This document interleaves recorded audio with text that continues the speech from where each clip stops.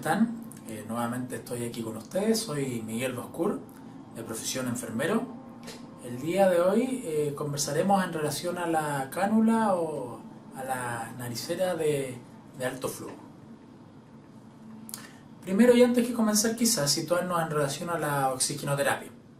La oxigenoterapia es la administración de un oxígeno a concentraciones superiores a las del aire ambiental, que es del 20,8% o 21%, en lo que nosotros nos encontramos de manera habitual y ambiental, es una manera complementaria y superior a esta concentración, con la intención de tratar o prevenir los síntomas manifestados por la hipoxemia o por la hipoxia tisular propiamente.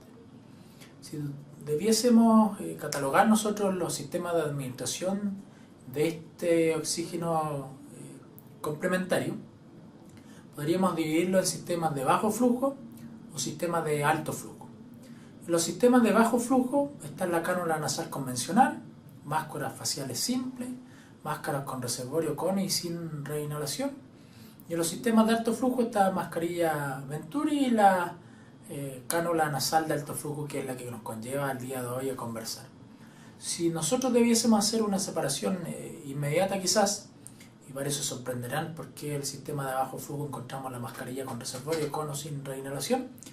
Habitualmente los sistemas de alto flujo son aquellos en los cuales yo puedo obtener una fracción inspiratoria de oxígeno o FiO2 de manera casi exacta, que es lo que sí me puede dar, digamos, la Venturi o la naricera de alto flujo. No así la con reservorio o recirculación, en la cual yo voy a tener una FiO2 aproximada, pero nunca de manera exacta. Entonces esa es como la gran diferencia entre los sistemas de bajo flujo versus los de alto flujo. La naricera de alto flujo se ha estudiado más extensamente en pacientes pediátricos o neonatales. Los inicios para que fue construida fue específicamente para este grupo etario. Pero sin embargo, en los últimos años, la naricera de alto flujo es una tecnología terapéutica relativamente nueva, donde sí se puede utilizar en adultos con enfermedades respiratorias de tipo grave. Estos sistemas proporcionan un oxígeno que es humidificado y es calentado a través de una cánula nasal corta y que proporcionan tasas mucho mayores y predecibles de flujo de gas y de fracción inspiratoria de oxígeno que las cánulas nasales y mascarillas de tipo convencional. Estos dispositivos pueden proporcionar velocidades de flujo de gas de al menos 60 litros por minuto con una FiO2 que va desde el 21 hasta el 100% con una humedad relativa que es cercana al 100%.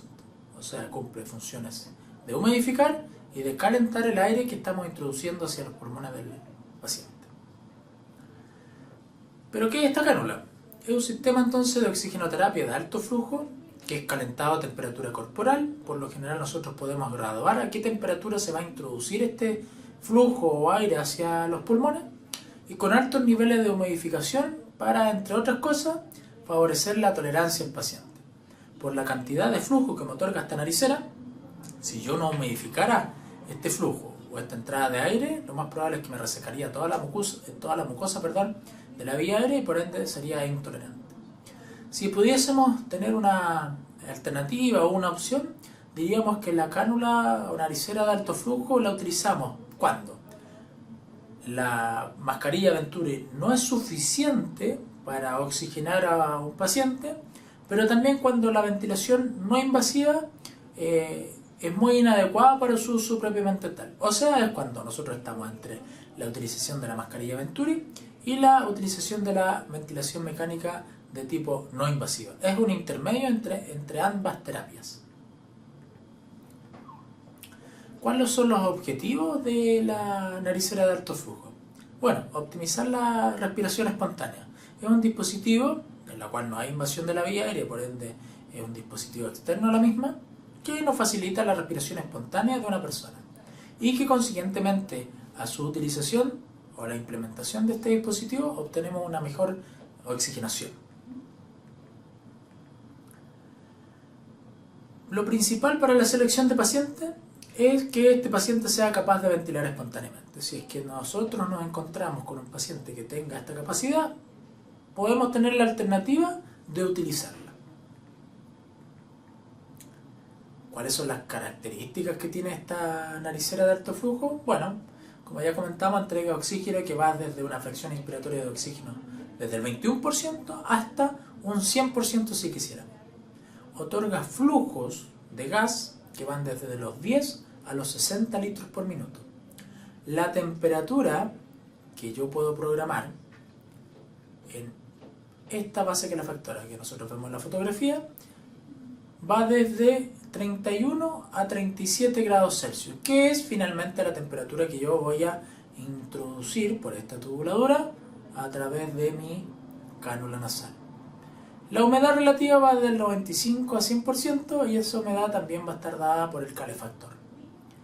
Y el flujo de oxígeno puede ser solo o mezclado con aire.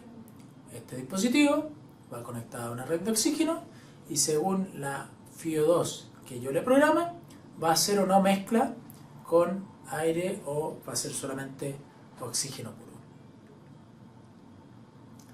¿Qué beneficios encuentro yo en esta naricera?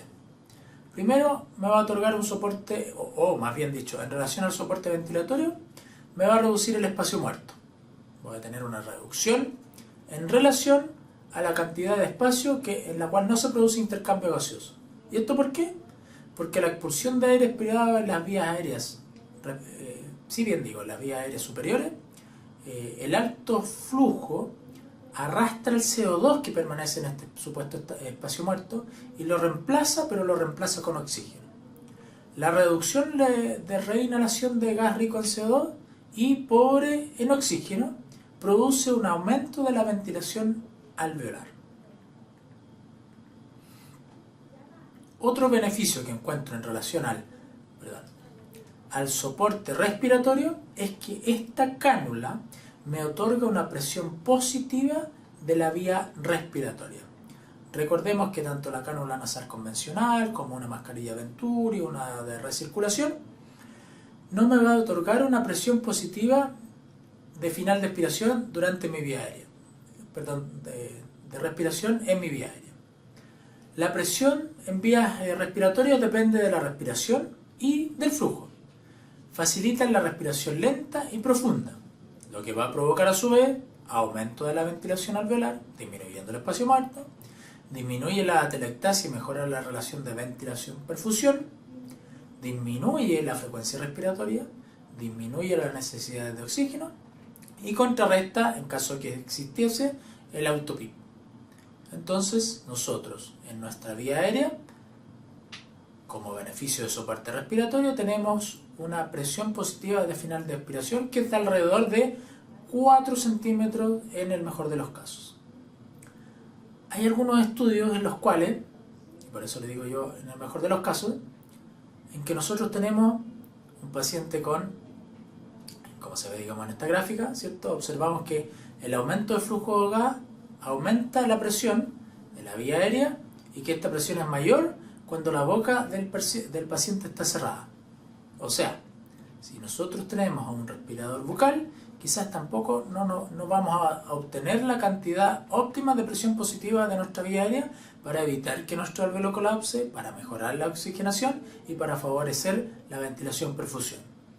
Si nosotros tenemos, muy por el contrario, una persona que le colocamos esta cánula nasal con la boca cerrada y por ende tiene las respiraciones de donde se insertó la cánula, que es a nivel nasal, podemos llegar a presiones positivas óptimas para que se produzca el intercambio o un intercambio gaseoso de tipo adecuado. Otro beneficio en relación al soporte respiratorio es que obtenemos oxígeno adicional según necesidad. La confianza en la administración de oxígeno mezclado humidificado va a ser muy diferente, como yo les comentaba, en relación a si yo administro una determinada cantidad de flujo de oxígeno, pero que este no es humidificado de manera seca, va a provocar una intolerancia. La regulación de oxígeno va a ser independiente a la del flujo, por lo que se puede ajustar cada componente, pero de manera separada. En relación a la hidratación de la vía aérea, lo que comentábamos, me va a otorgar una humedad óptima. Esto va a evitar la desecación del epitelio de la vía respiratoria, se hidrata las secreciones, lo que permite también evacuarlas o movilizarlas. También mejora el transporte mucociliar. Este es al no ser un sistema cerrado, favorece también la humidificación. En relación a la comodidad, como ustedes pueden ver aquí, en la fotografía, tenemos la cánula, tenemos la tubuladura, pero no hay más invasión para con el paciente. Entonces va a ser un sistema abierto que no requiere ningún tipo de sellado. El paciente va a tener una mayor tolerancia a esta bigotera, va a tener un flujo a temperatura corporal y que es altamente humidificado, entonces no va a sentir frío al ingreso del mismo aire, tampoco lo va a sentir seco. La cánula nasal es más ancha y suave, esto va a favorecer la eliminación de las secreciones. Permitimos al paciente que coma, que tome agua, que se bañe, que hable, si quiere leer que se coloque anteojos, pero sin necesidad de ninguna circunstancia de retirar esta cánula para que pueda implementar ninguna de estas actividades antes enunciadas. Y va a tener una menor sensación de claustrofobia en comparación con dispositivos que son de tipo cerrado, como por ejemplo, y que vamos a ver en las interfaces de ventilación no invasiva, como son las full face, en las cuales sí nos va a provocar cierto grado de claustrofobia en su utilización. Pero también, como pro, tenemos contra. Y como inconveniente, encontramos que al introducir una determinada cantidad de flujo, ese flujo puede dispersarse hacia los pulmones o puede también desviarse hacia el estómago, provocando una distensión abdominal. Podemos tener condensación de la cánula nasal cuando nosotros introducimos flujos bajos a la naricera de alto flujo, va a haber una condensación de la misma y eso puede molestar. No hay disponible para trasladar al paciente, ya que este dispositivo no tiene batería intrínseca. Entonces, si yo quiero llevar a una radiografía, un escáner al paciente, esto va a ser improbable con este dispositivo. Para aquellos pacientes que tienen sensibilidad a nivel de tabique nasal y que no la toleren, la verdad también va a ser inconveniente para este tipo de pacientes poder recibir este tipo de terapia. Cuando yo tengo una lesión ya formada en el tabique nasal o en las aletas nasales por un uso prolongado de la naricera de alto flujo, también a posterior puede ser un inconveniente porque por lo general las zonas de apoyo no se pueden modificar mucho en relación al tabique, qué sé yo, y cuando me produzca un dolor, ya sea por intolerancia o una permanencia de larga data de la misma naricera, que me pueda provocar un dolor de tipo sinusal. ¿Para quién está indicado entonces, como dijimos? Pacientes por lo general que tienen una insuficiencia respiratoria pero de tipo hipoxémica. Enfermedades también que son de tipo restrictiva, porque aquí provocan una disminución de la distensibilidad a través de la hipoxia, y nosotros con la naricera de alto flujo lo que hacemos es que aportamos oxígeno a través de una fracción inspiratoria de oxígeno programada por nosotros y además otorgamos PIP, o presión positiva al final de expiración, que también va a depender si es que el paciente es o no respirador bucal y va a depender también del flujo que nosotros programemos. En pacientes que tienen apnea obstructiva, asma y que ya tienen un EPOC diagnosticado, la utilización de este tipo de dispositivo igual es un poco controversial.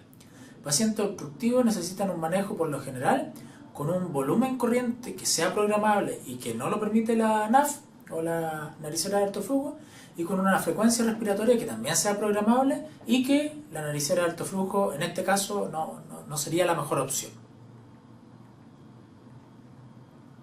En general, nosotros vamos a disponer, o de lo que compone esta naricera, va a ser de su cánula nasal, de su tubuladura, del dispositivo que va a contener un calefactor y humidificador a la vez, donde este calefactor va a ir conectado a una fuente de oxígeno que me va a hacer la mezcla para entregar el flujo y la FiO2 adecuada y programada por mí, y conectado además para abastecer de humidificación a esta fuente calefactora de agua bidestilada que va a ir conectada acá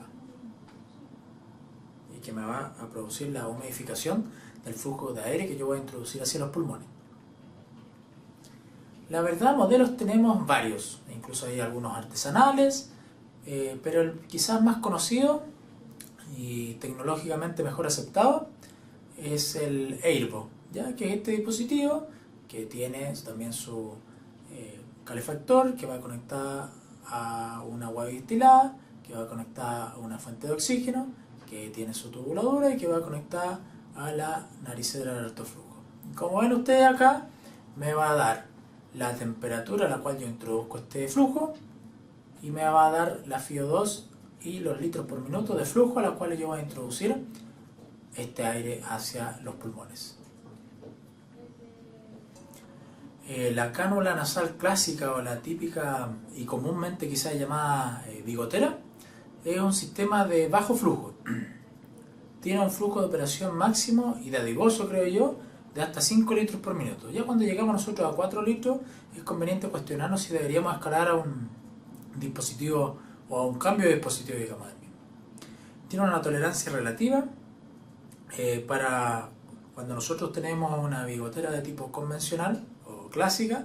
Tenemos diferentes escalas en relación a la cantidad de litros por minuto que nosotros aportamos por esta bigotera versus la FiO2 que se aporta. Pero la FiO2 depende del volumen corriente, la frecuencia respiratoria y del flujo inspiratorio de cada paciente. Entonces, finalmente, la FiO2 que yo termino aportando con este tipo de bigotera va a ser relativa y no va a ser exacta. En cambio, la cánula nasal de alto flujo actúa como sistema de oxigenoterapia que es de alto flujo, de ahí también su nombre. El paciente no debe tomar aire ambiental y el flujo inspiratorio del paciente va desde los 30 litros por minuto, desde los 30 a 40 litros por minuto. Es una cánula en la cual nosotros podemos programar la fracción inspiratoria de oxígeno, lo cual va a recibir el paciente y por ende este aporte de oxígeno va a ser de tipo exacto. Aquí nosotros, como podemos ver, también hay un estudio que nos muestra que la cánula nasal de alto flujo disminuyó la frecuencia respiratoria a las 2, a las 6 y a las 12 horas de haber sido instalada la cánula nasal de alto flujo.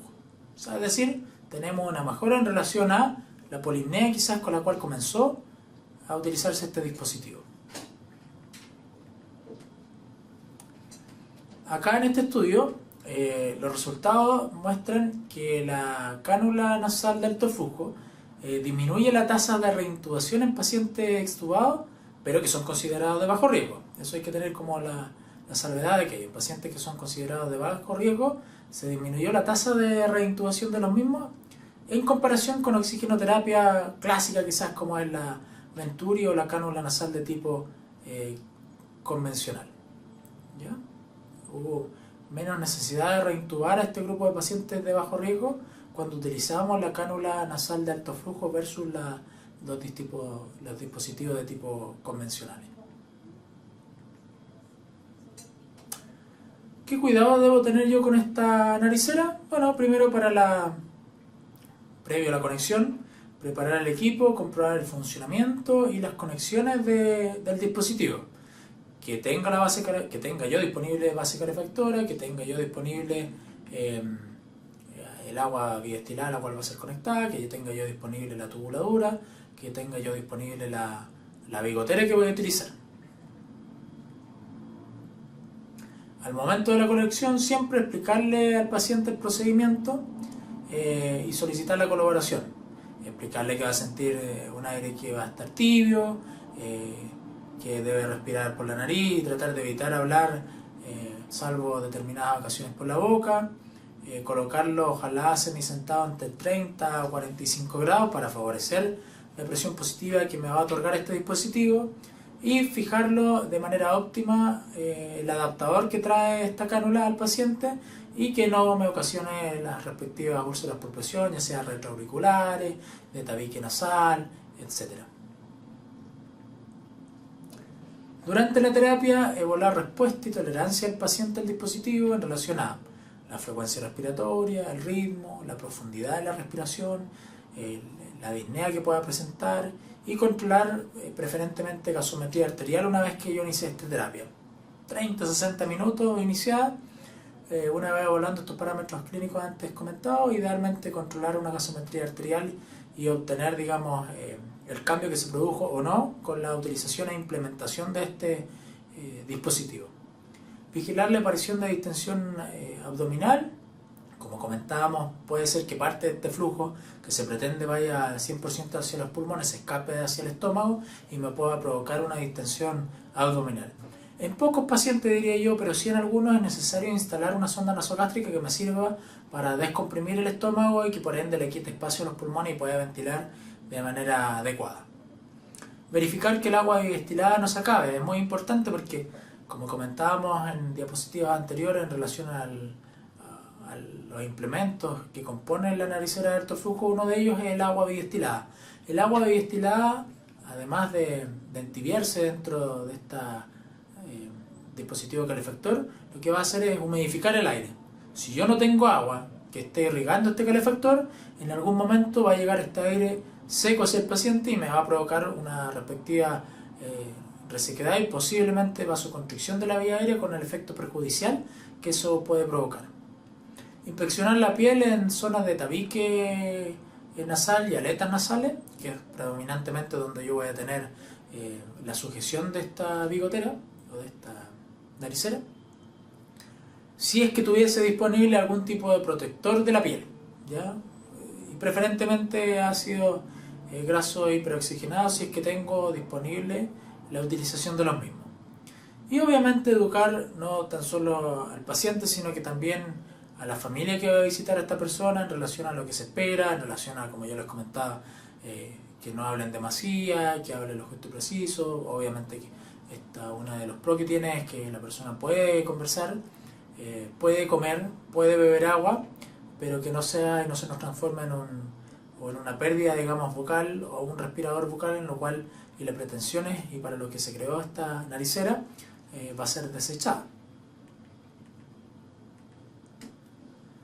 Posterior a la utilización de la naricera de alto flujo, el dispositivo en sí debe ser independiente de cuál se utilice, porque como dijimos, dispositivos hay muchos y varios, va a depender del distribuidor, del centro o del establecimiento donde nosotros ejerzamos nuestra profesión, pero debiese realizarse una limpieza y desinfección propia del equipo una vez utilizado el mismo. Entonces, como conclusión de la naricera de alto flujo, obtenemos que la evidencia sustenta el uso de esta naricera en la falla respiratoria, pero preferentemente hipoxémica, descartando quizás un poquito a aquellos que padecen una insuficiencia respiratoria, pero de tipo hipercápnica. Esta naricera es buena alternativa en el manejo de la falla respiratoria post-extubación en un determinado grupo de pacientes de bajo riesgo, en los cuales se evidenció que disminuían las reintubaciones por la utilización de este dispositivo. La naricera también ha demostrado tener buena tolerancia y se debe considerar en pacientes que no toleran otras terapias de soporte respiratorio o que bien tienen algún tipo de claustrofobia que les impide la utilización, por ejemplo, de algún tipo de interfase para la ventilación no invasiva.